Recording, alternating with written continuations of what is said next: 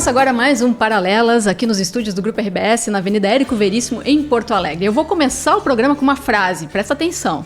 Um mate com calma abraça a alma. Hoje eu tô poética. E antes de continuar aqui, deixa eu botar uma música pra vocês que eu acho que tem tudo a ver com o tema do programa de hoje. Ouve só. Entrei numa roda e me deram uma coisa pra provar. Uma erva galida esverdeada e gostosa de chupar. E dá barato sim, e dá barato sim, e dá barato sim, e dá barato sim. Vai bem com tudo, é bom pros rins, e dá barato, xixi. E aí, hein? Ai, agora não consigo parar. Parou. Olha aqui, o tema do programa de hoje é esse, o chimarrão. Eu sou uma fanática por chimarrão. Nem todo gaúcho bebe mate, mas todo mundo que nasceu no Rio Grande do Sul reconhece a importância dessa bebida, a importância cultural, histórica, a importância social do chimarrão. E para falar desse tema, né, que é tão caro aqui para os gaúchos, e não só para os gaúchos, mas para toda essa região aqui do Mapa Mundi, né, Uruguai, Argentina, essas fronteiras que nos dividem, mas nos unem também, para falar desse assunto tão pujante na nossa cultura, eu convidei um cara que eu já acompanho há um tempão, e ele é um sommelier de erva mate. É isso mesmo. A gente vai descobrir daqui a pouquinho o que faz um sommelier, o que ele, né, como é que ele se formou, o que é um sommelier de erva mate e mais do que isso. Nós vamos falar sobre curiosidades, a história da erva, vamos falar sobre mitos e verdades, sobre algumas polêmicas. Ele acabou de voltar da Argentina, do Museu del Mate, e vai nos contar um pouquinho sobre o que é que tem lá. E ele também, mais do que isso, nós vamos falar de cultura, porque erva mate também é cultura. Ele teve uma erva utilizada numa ópera recentemente. Vejam só, para vocês verem a importância do chimarrão na nossa cultura. Então, é uma honra receber aqui Rafael Becker, sommelier de erva mate, dono da erva mate Milonga. Seja muito bem-vindo. Vamos fazer um tintinho aqui, ó. Nós dois estamos com cuia na mão aqui. Duas cuias. Na verdade, assim, ó, deixa eu falar, antes do Rafael se dar oi. O Rafael trouxe uma mala cheia de porongos. Eu vi, vocês não fazem ideia. Seja bem-vindo, tá? Essa minha abertura foi bem louca hoje. Eu que agradeço, Ju. É sempre um prazer. A gente veio se encontrando em alguns eventos. É verdade. E o mate sempre fez parte da minha vida, desde sempre. E estudo erva mate desde 2012 por conta.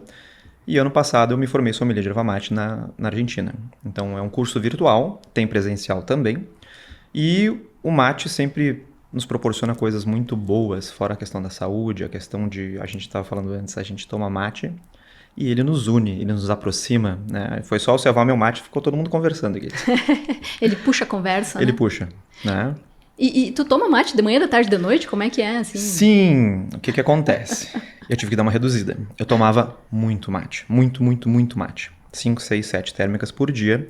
E o mate tem uma questão da nossa saúde. Enquanto a cafeína do café nos dá energia para em torno, depende, é claro, de cada ser humano, de 1 hora e meia de energia, o mate, a cafeína do mate com a teobromina e teofilina nos dá energia para 5 a 6 horas. Ah, é? Por isso que para algumas pessoas não tomam mais mate no final da tarde ou ao anoitecer, porque proporciona energia. Como eu tomava muito mate, eu fui parar no cardiologista. Sério? Sim. Aí eu fiz todos os exames possíveis e não deu nada.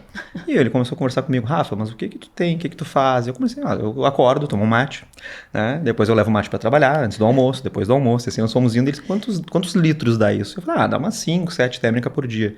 E ele assim, teu coração tá acelerando para liberar essa energia, porque tu tá consumindo muita energia. Então a gente deu uma reduzidinha para ir 2, 3 térmicas por dia. Só 3 térmicas por dia tá ótimo, né? E a erva também faz a diferença, né? Eu costumava tomar uma erva extremamente forte, que eu sempre gostei. Hoje eu já tomo uma erva mais suave, a macanuda da Milonga é uma erva que eu praticamente mais uso, e a Tri são 2 ervas em folha, mas que são suaves, né? Dentro da medida um amargor interessante. Tem a diferença entre plantio na sombra e no sol, a gente pode conversar sobre isso também. Vamos falar. Primeiro, vamos começar, porque eu acho, agora na apresentação eu falei, sommelier de erva mate. As pessoas conhecem um pouco sobre sommelier de vinho, né, e tal. O que é o sommelier da erva mate? O que faz um sommelier de erva mate? A gente ataca por 3 pontos, né? A questão mate é cultura, né?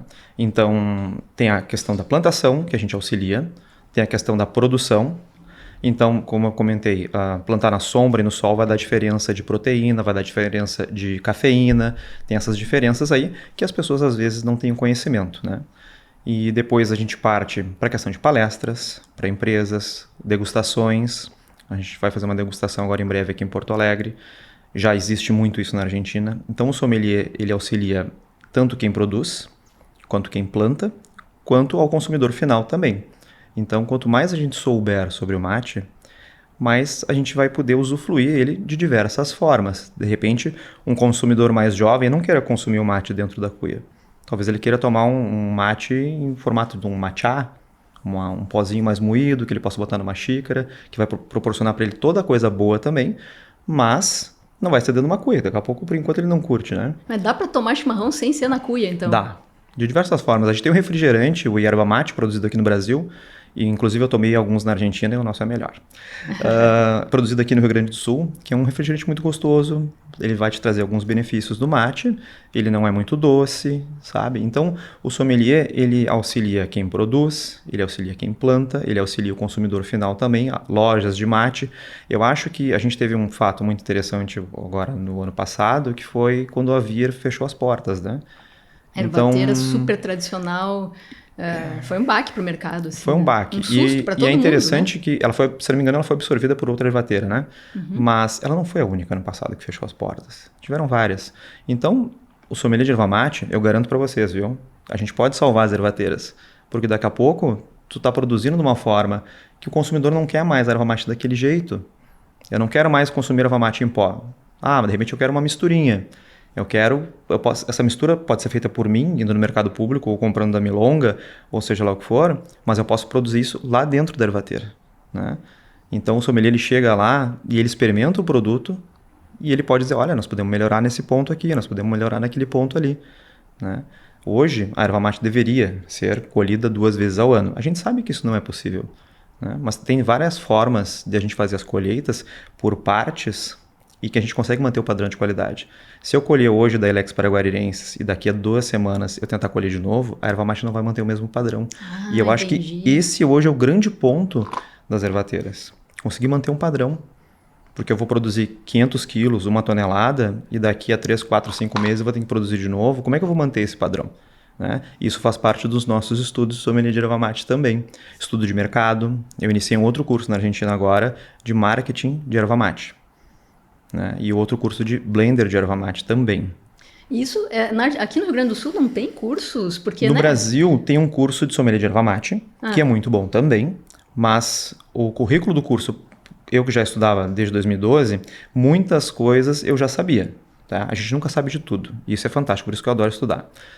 Então, eu olhei para o lado de lá, olhei para o lado de cá, e eu preferi absorver novos conhecimentos, né? Do que fazer apenas então somente esse, que vai falar sobre o chimarrão, vai falar sobre a nossa tradição. E às vezes a gente topa com algum cliente e ele diz assim, porque o mate tem que ser raiz. Ele tem que ser na cuia de porongo, no formato tal. Daí eu falei assim, mas o Guarani não consumia nessa cuia de porongo do formato que tu gosta. E não consumia erva mate em pó. Também não consumia na cuia de inox. E não consumia na cuia de inox também. Esse ponto que tu tocou é polêmico, né? É polêmico. Muitos gaúchos entendem que chimarrão tem que ser do jeito tradicional, com a erva tradicional, na cuia de porongo. Tu sabe que o gaúcho que consome chimarrão na cuia de inox às vezes é taxado de o gaúcho gourmet. E qual é a tua opinião? Assim, o mate ele pode ser diversificado? Ele deve ser diversificado. A gente pode pensar dentro do próprio Rio Grande do Sul e depois a gente pode abrir um pouco para o Brasil e depois a gente abre para a América do Sul. Tá?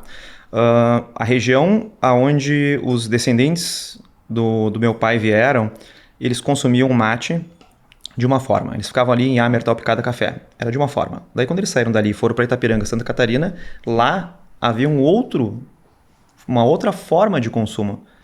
Então eles conseguiram, nessa passagem de cidades, conhecer 2 formas de tomar mate diferente. Temperaturas de águas diferentes, que nem meu pai conta, e moagens diferentes. Meu pai sempre fala que o que hoje a gente consome como pura folha fina, que seria uma peneira 2, que a gente chama, para eles era moída grossa, não tinha pó. Né? Então, dependendo da região que tu está no Rio Grande do Sul, se consumia o mate de uma forma diferente. Então, é clássico do povo gaúcho dizer, eu não conheço essa cuia. Então eles vão dizer, é de tererê. É de tererê. É de tererê. Eu não conheço a de tererê. Daí, nas feiras que eu faço, eu levo cuias de tudo quanto é tipo para vender também. E eu digo, olha, não é porque tu não conhece que não vai ser uma cuia para tomar mate. Né?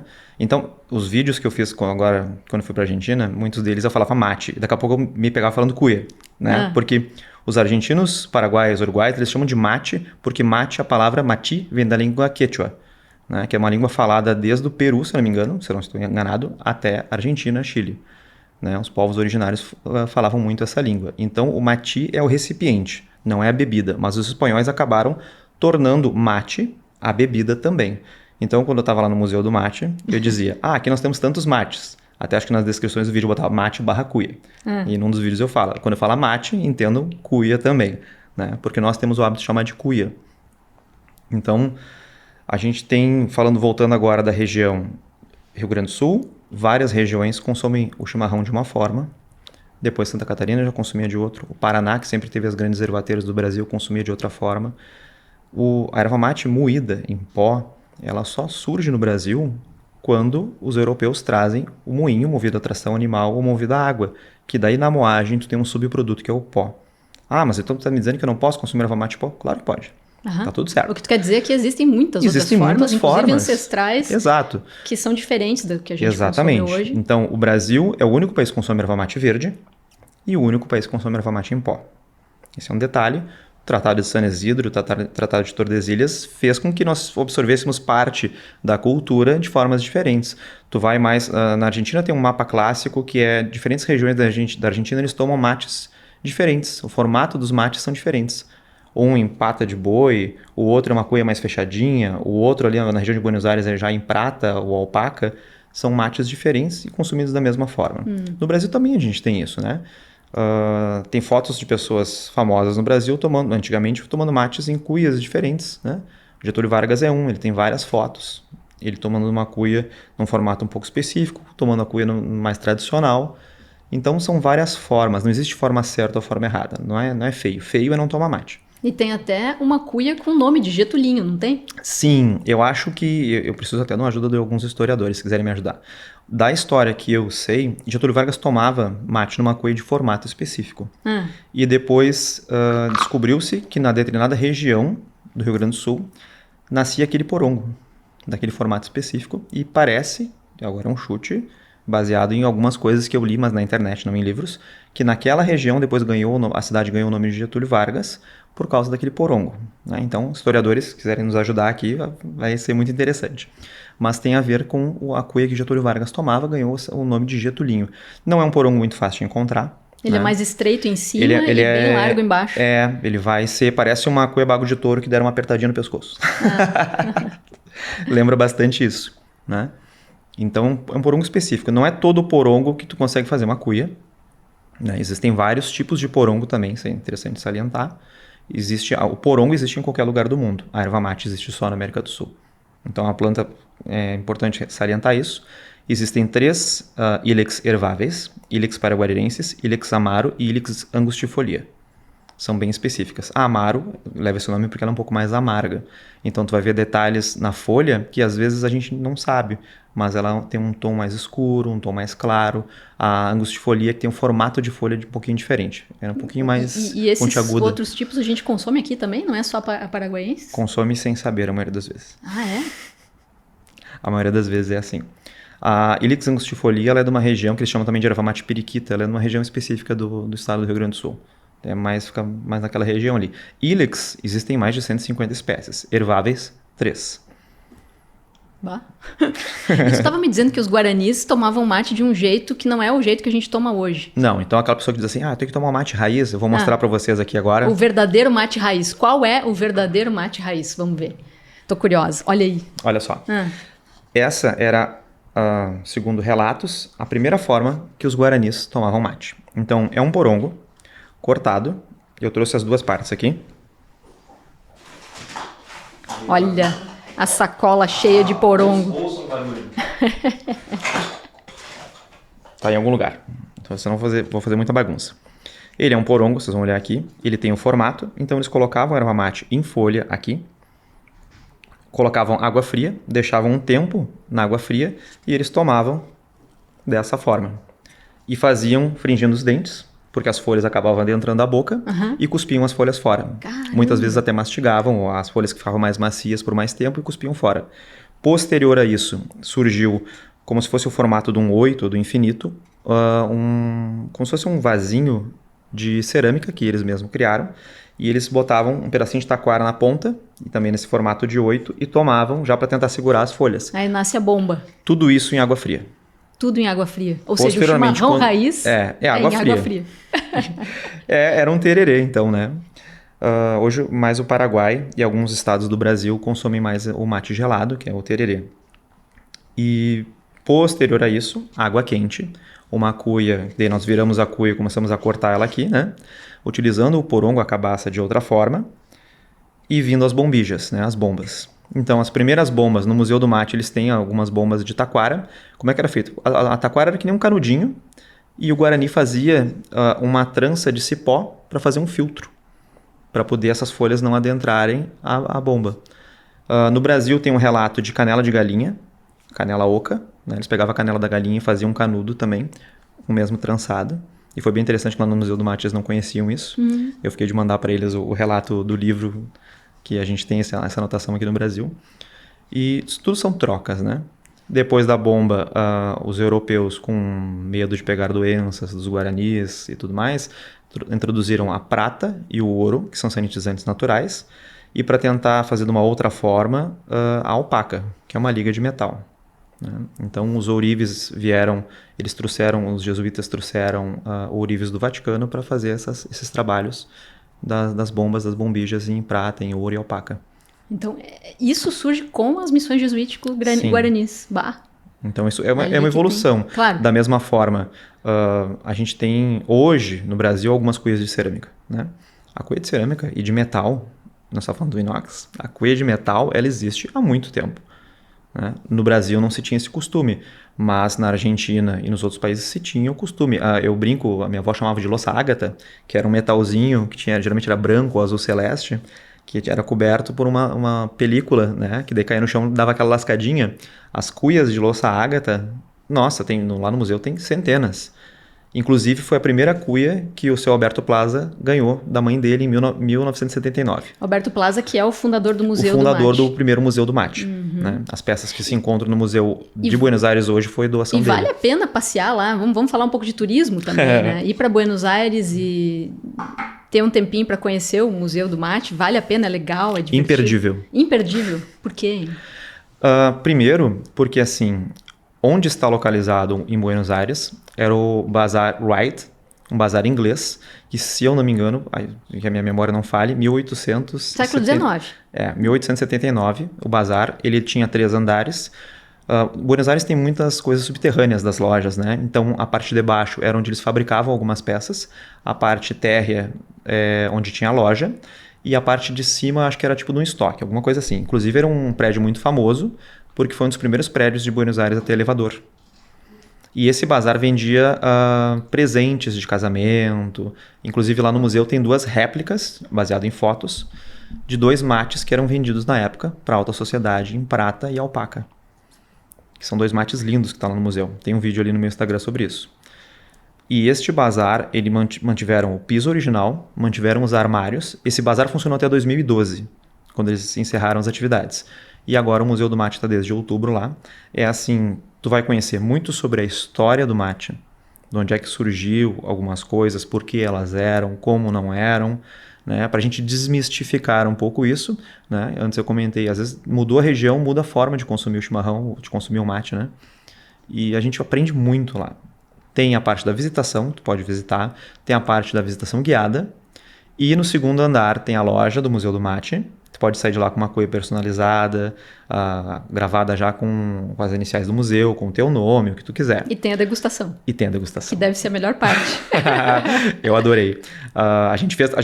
Eu vou pedir música no Fantástico, porque a gente foi 3 vezes no museu. A minha esposa já não aguentava mais, eu acho. Ela foi muito paciente comigo. Então a gente foi 3 vezes. O primeiro dia a gente foi para fazer a degustação. No segundo dia a gente foi para conhecer mesmo, fazer a visita guiada.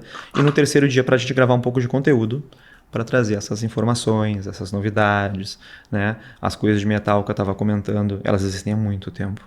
Elas parecem muito uma xícara, porque o mate de cerâmica ou mate de metal, quando não a cuia de inox, no caso que ela tem parede dupla e a vácuo, mas essas coisas têm uma parede, né? Simples, tu segura, tu te queima. Então uma coisa que eu achei muito romântica lá, que era as cuias pequenas de metal, elas tinham uma alcinha. E para poder compartilhar, eles fizeram uma alça de cada lado. Porque daí pra te alcançar o mate pra esposa, pro esposo, tu segurava pela alcinha e alcançava pra ele, assim, era muito bonitinho, assim. E qual é a principal diferença da erva? Porque, tudo bem, a nossa erva é verde e a erva argentina, uruguaia é diferente. Embora, sabe que eu tive no Uruguai e fui comprar a erva por curiosidade pra conhecer, e aí a erva, depois peguei a erva em casa pra olhar, daí era Feita no produzida Brasil.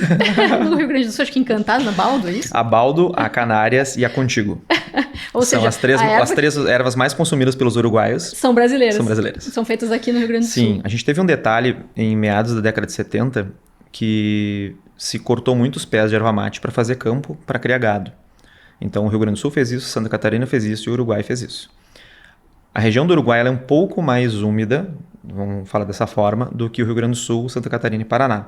Então, se tu pegar um mapa baseado onde tinham Ilex paraguarienses plantadas, o Uruguai já tinha pouco. E o pouco que ele tinha, ele praticamente extinguiu.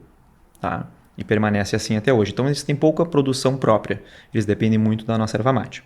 Diferenças entre as ervas. A nossa é verde, então geralmente a gente consome ela em pó. Tem a questão de a gente também consumir ela misturado, pó e um pouco de folha, né? Que nem a picumã que tu gosta. A folha tem uma função ali, ela prolonga o sabor do mate, ela faz com que tu utilize menos erva dentro da cuia, tem todas essas questões que a gente estuda para isso. Temos a pura folha tradicional. Erva mate uruguaia, ela é descansada de 6 meses a 24 meses, então ela faz o mesmo processo. Colhe, passa por sapeco, passa pela secagem, estaciona, geralmente em sacas, fica estacionada ali de 6 meses a 24 meses. Para que ela ganhe, aí a questão do estudo entre o que eu posso proporcionar de aroma com X tempo de descanso, ela vai ganhar um tom de amarelo, é o que eu vou querer de aroma, o que eu vou querer de sabor. E curioso que para muitos gaúchos isso é erva velha. Erva velha. Para eles não. Sim. Para eles é mais sabor, mais Tem corpo. uma grande diferença. Eles acham a nossa erva mate forte, né? Os uruguaios argentinos, e nós achamos a deles mais forte. Mas são questão de paladares que a gente tem que desmistificar. Né? Nas degustações de mate a gente faz isso. A gente tenta fazer as degustações às cegas e tu vai provar um mate sem saber o que tu está tomando. E esse é o mais divertido. E aí? A erva mate uruguaia é em folha, mas uma moagem um pouco mais fina, né? Uma peneira 2, talvez uma peneira 3. A argentina já é um pouco mais grossinha, um pouco mais de folha graúda, né? Praticamente sem polvo, sem pó, né? O argentino está tomando erva mate, buscando uma erva mate com um pouco mais de pó para trazer um pouco mais de sabor. Né? Que mais? Vi cuias brasileiras para vender na Argentina. Assim, tudo que tu pode imaginar de lojinha de mate, eu visitei.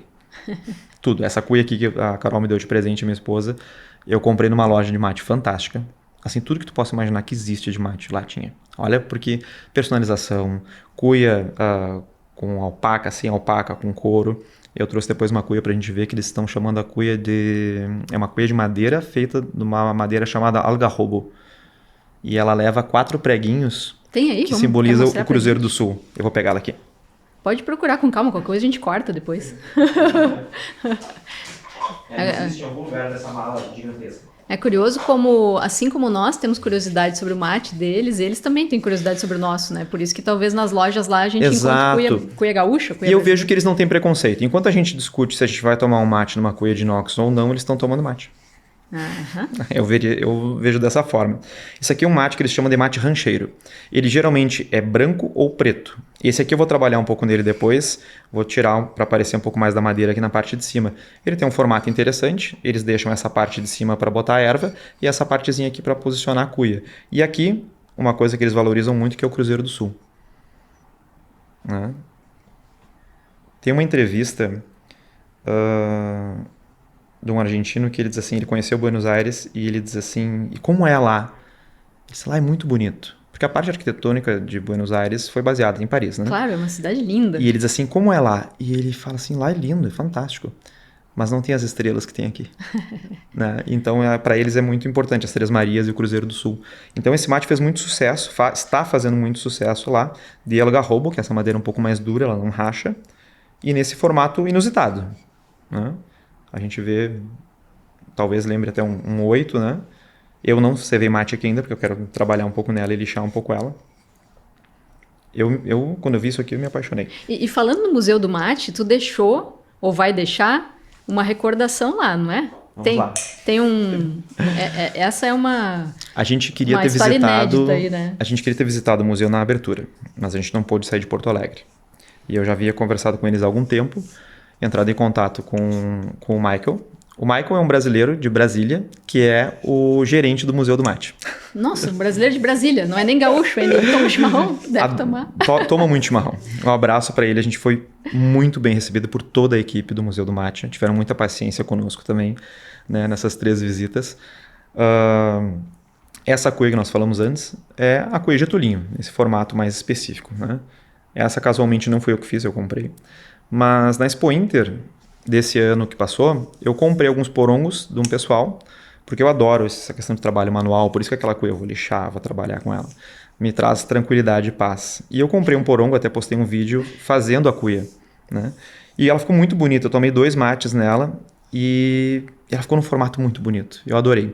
Entrando em contato com o pessoal do museu, eu disse, olha só, vocês têm uma cuia nesse formato aqui? E mandei uma foto para eles. Eles, não, a gente nunca viu.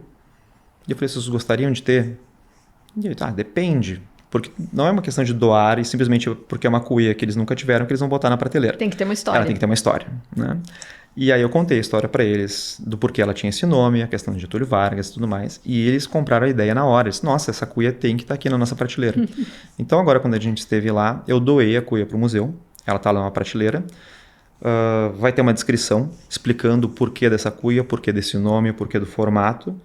E a parte mais legal que eu fiquei muito emocionado foi que o Michael comprou a ideia de uma forma grandiosa, porque ele chegou para mim assim, cara, eu tive uma ideia, eu vou te mostrar agora. Isso foi no segundo dia. Ele pegou uma foto de Getúlio Vargas tomando mate, ao lado de um capataz, e colocou essa foto na parede do museu, que vai ficar próximo de uma área que tem fotos de personalidades. Então Getúlio Vargas vai estar provavelmente próximo ao Barack Obama tomando mate. E eu acho que para nós isso é muito importante, porque a gente não tem uma representatividade no Brasil de um museu de mate, né? Essa é uma das coisas que eu quero muito que tenha, e quero fazer parte disso, eu gostaria de trazer isso, né? Como a gente não tem no Rio Grande do Sul um museu do chimarrão? É inacreditável, não tem, né? Não tem. Não que eu saiba, pelo menos. Pois é. Tem pequenas coleções particulares, eu acho isso fantástico, inclusive me incluo numa delas, né? A minha esposa disse que para entrar uma cuia lá em casa tem que sair 2. Porque tem muita cuia. Quantas cuias tu tem? Eu perdi a conta já. Que mais de 1000? Eu cheguei... Não tanto. Eu cheguei a umas 200 e poucas cuias, mas eu sou muito tranquilo, assim, tipo, essa cuia aqui, nossa, eu adorei. Tá, então pega pra ti. Toma de presente e tá tudo certo. Algumas têm um valor sentimental. Por exemplo, essa que eu ganhei da Carol tem um valor sentimental, ela é uma cuia muito linda. Eu brinquei que ela tinha que ter colocado o nome dela do outro lado. Carol, que é tua mulher, companheira. A Carol é minha esposa, sim. Tua esposa. E, inclusive, quero agradecer ela pela paciência da nossa viagem. E agradecer também, agora de outras formas, agradecer pelo amor, pelo carinho, por acreditar no projeto, né? Quando eu vim com a ideia de sommelier de mate, as pessoas me olhavam com boca torta, dizendo assim, nossa, e ela acreditou em mim, né? Acredita em mim e me apoia sempre bastante. E a tua família? Tua família, quando ficou sabendo, sommelier de erva mate, e agora, o que vai dar esse guri? A minha mãe olhou assim, tá, mas o que faz? Né? E aí Como é que tu vai ganhar dinheiro com isso? O meu pai ficou faceiro, porque parte dos blends da Milonga surge da questão do meu pai chegar em Porto Alegre em 1979 e começar a provar erva mate e dizer assim, nossa, não gostei. E ele ia para o mercado público e fazia os blends dele, né? Então parte disso surge, né, dessa coisa do meu pai querer sempre um mate de qualidade, né? Porque onde meu pai nasceu, em Itaperanga, Santa Catarina, eles tinham um vizinho que tinha pés de erva mate, ele produzia erva mate para a região. Então ele tomava uma erva mate muito boa, com secagem Baravaquá, que é uma secagem ancestral, que é o aroma esse que vem da picumã, com essa cor mais verde esmeralda. Então ele tomava uma erva mate muito boa, né? Quando ele chega em Porto Alegre não tinha qualidade, não tinha o que ele queria, né? Tem gente que gosta de uma erva mate mais forte, mais intensa, mais leve. E uma das coisas que a gente viu em Buenos Aires é que o pessoal está tomando erva mate mais suave. Não está tomando uma erva mate que agride tanto, né? Antigamente nós tínhamos uma marca chamada Martin Fierro, acho que ela existe ainda. Existe. Era uma erva mate mais intensa, mais pegada. Acho que até experimentando ela, da última vez que eu tomei, ela estava um pouco mais leve, né? Mas tu vê que o público está buscando algo mais leve, mais sutil. Na Argentina se toma muito mate com açúcar, né? Pois eu ia te perguntar, um dos temas polêmicos sobre chimarrão é Mate com açúcar, chimarrão com açúcar, erva saborizada, chimarrão na cuia do inox. Todos esses temas são polêmicos, né? O que tu acha disso? Chimarrão com açúcar é chimarrão? Chimarrão com açúcar, o pessoal tinha o hábito de tomar na fronteira. Justamente doce. pela essa proximidade com a Argentina. Então também mate doce, o pessoal acaba confundindo, achando que mate é doce. Aham. Né? Por que surge o mate doce? O mate com açúcar. Na Argentina, as famílias com mais condições financeiras, eu não sei se, historicamente, não sei se no Brasil a gente teve isso, mas na Argentina o custo do açúcar era extremamente elevado. Então, tu consumir açúcar mostrava que tu tinha posses. E aí surge a questão do mate com açúcar. Descendentes europeus tomavam mate em cuia de cerâmica, justamente porque o açúcar acabava azedando um pouco o porongo. Né? Essa questão de usar o mesmo porongo todo dia, isso é importante. Tenha mais de uma cuia. Tu gosta de tomar mate em cuia de porongo? Tenha mais de uma. Né? Para deixar secar bem a tua cuia, para não interferir no aroma e no sabor do teu mate do dia seguinte. Né? Isso é importante. Então eles acabaram, esses imigrantes e descendentes europeus, consumindo mate na cuia de porcelana para que não azedasse e usufruíam do açúcar na cuia de porcelana. Então essas cuias de porcelana eram fabricadas na extinta Tchecoslováquia e na Alemanha. Então tem até no meu Instagram ali algumas marcas, alguns nomes de alguns fabricantes. Tá, mas tu tá fugindo da minha pergunta. Eu quero saber se tu é a favor do mate doce ou não. Mate doce é considerado um bom mate? É mate. É mate. É mate. Tá valendo, tu toma? Tá valendo. Acho que tu tem que tomar mate como tu gosta. Eu, particularmente, vou revelar agora, nunca tomei mate com açúcar. Nunca tomou? Nunca tomei. Nunca provou? Não. Não é possível. Nunca provei. Na minha região, lá em Santa Cruz do Sul, a gente tomava criança, tomava mate doce, né? Eu nunca provei. Tem um pessoal na fronteira também toma mate com leite. Né? Ah, é. Então também nunca provei. E o que tu acha dessas ervas que tem sabor, né? Erva com chá, erva com bergamota, tem de tudo. Tem de tudo. Tive numa banca do mercado público que é impressionante. É difícil achar o que não tem na erva. E até encontrar uma erva, não, eu quero uma erva tradicional, sem açúcar, tá começando a ficar difícil, porque parece que o que mais vende hoje em dia são essas outras ervas, com Sim. todo tipo de sabor. Eu acho que a gente tem que tomar um cuidado em relação a isso. Até depois a gente pode falar também cuidados em relação à temperatura da água também. Né? Cuidados. Essência, óleo essencial é uma coisa, as pessoas não podem confundir, e essência é outra. Óleo essencial parte de algo natural. Essência, não. Então, uma erva mate com essência. Uma erva mate com essência de menta. Eu sempre consumi erva mate com menta. Mas a menta desidratada, dentro da erva mate misturado junto. Mate com essência de menta eu nunca consegui tomar. É um aroma muito mais intenso, mais forte, porque tu aplica a essência no palito, na verdade, que é o que eles usam no tererê ali. Tu aplica a essência no palito, volta esse palito para secar, e aí ele se mistura com um pouco de erva mate. Então tu está tomando essência. E tem uma coisa industrializada junto? Tu pode estar tomando conservante junto? Eu acredito que sim, não vou afirmar com plenitude. Depende talvez da marca. Depende da essência que está sendo utilizado. Preciso ter esse cuidado, né? Exatamente. Então é uma coisa que eu tenho muita restrição, muito cuidado. Existe erva mate com menta, por exemplo, que é uma que eu consumo 100% natural? Existe. É só tu procurar bem que ela existe. Tem com essência que eu tomo? Tem uma, que eu comprei até na Argentina. Mate com sabor pomelo. Pomelo. Pomelo. Eu adoro. Né? Então eu compro ali um pacote e consumo aleatoriamente. Trouxe muitas ervas do Uruguai e da Argentina para experimentar coisas diferentes. Com mandarina, com boldo, mas sempre buscando algo mais natural. Tá? Não recomendo a questão da essência, se tu não souber a procedência. Tá? E eu fico aqui com o intuito de provar mate com açúcar agora. E a temperatura da água? Dizem que não pode ferver se não queima a erva. É queima verdade? A erva. Queima a erva, tu perde aroma e tu perde sabor. Né? Aquela coisa de voar e de voar, o mate vai ficar mais curto, ele vai perder sabor, assim, porque tu queimou literalmente e qual a que é erva. a temperatura ideal? Eu utilizo a erva geralmente a 75 graus. Tá? Então, eu tenho uma chaleira elétrica, o pessoal também é preconceituoso com isso, 70 graus, ela é regulada em 70, 80, 90 e 100. Então, eu boto ali a 70, ela apitou, eu boto mais uns minutinhos ali, vai chegar no 75 antes dos 80. Eu não costumo tomar e não gosto de tomar o mate a 80 graus. Né? Eu me acostumei ali pelo 75. Eu acho que até teve uma reportagem esses dias na Rádio Gaúcha falando sobre a temperatura do mate, que tem que cuidar por certas questões de saúde. Eu acho muito importante isso também, porque tu pode acabar te queimando a boca, queimando a garganta e te proporcionando doenças posteriormente, né? Com o consumo excessivo de mate muito quente, né? Doenças ali vai afetar o teu estômago e tudo mais. Eu não recomendo. Então, entre 70 e 80 graus, o que fica mais agradável para o teu paladar, tá perfeito. Às vezes a gente quer extrair um pouco mais. Compra uma chaleira elétrica ou compra um termômetro. Bah, termômetro, aí é muita mão, melhor comprar chaleira elétrica. Eu tenho uns amigos que botam aquele termômetrozinho ali, deu a temperatura, tá tudo certo.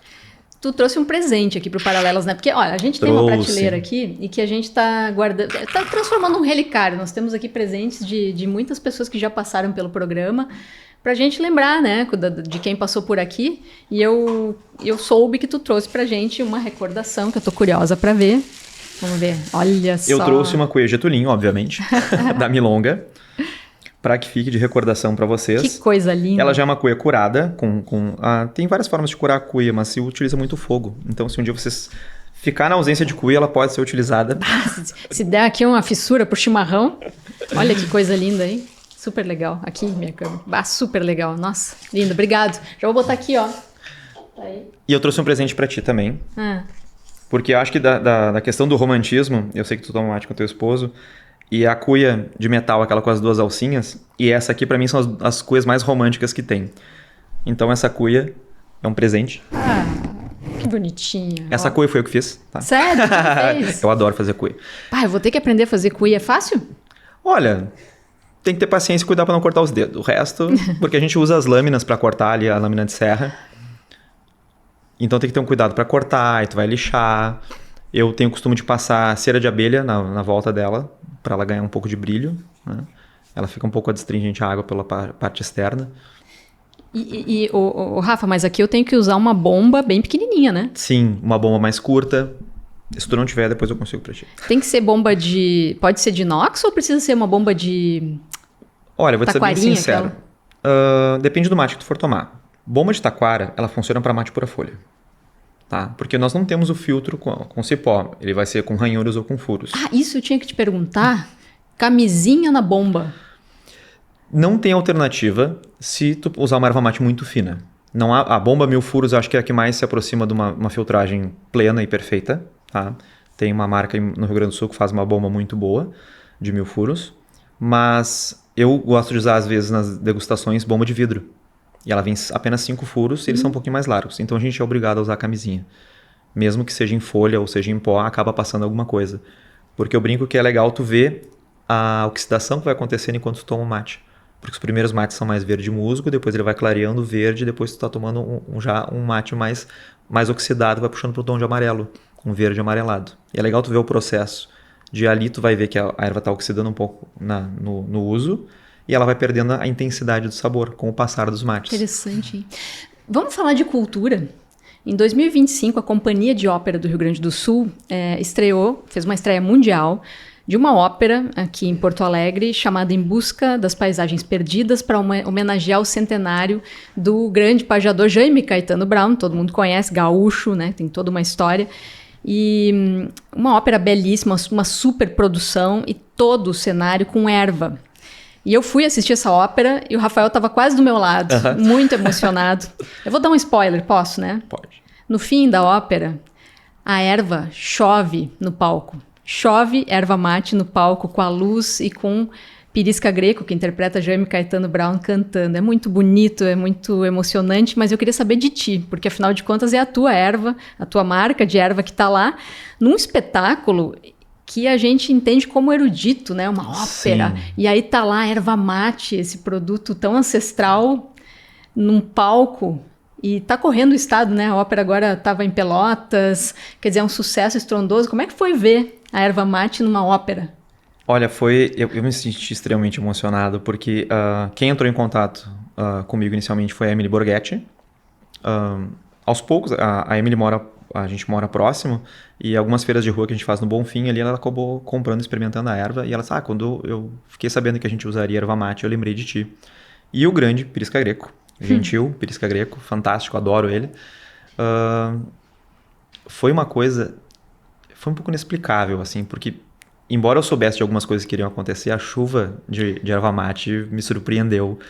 de uma forma grandiosa, porque no final, aquela parte que o Pirisca está interpretando o Jaime, ele abre as mãos e a erva mate começa a cair, e aquela luz que parece literalmente uma chuva dourada, né? Que vem, as folhas vão passando do verde pro dourado com aquela luz amarela e vai caindo nele, e daí ele olha pro chão. Eu acho que é uma das fotos mais bonitas do espetáculo, que já tem erva no chão e a música tá tocando, ele olha pro chão e ele sai caminhando. Eu acho que aquilo não tem explicação.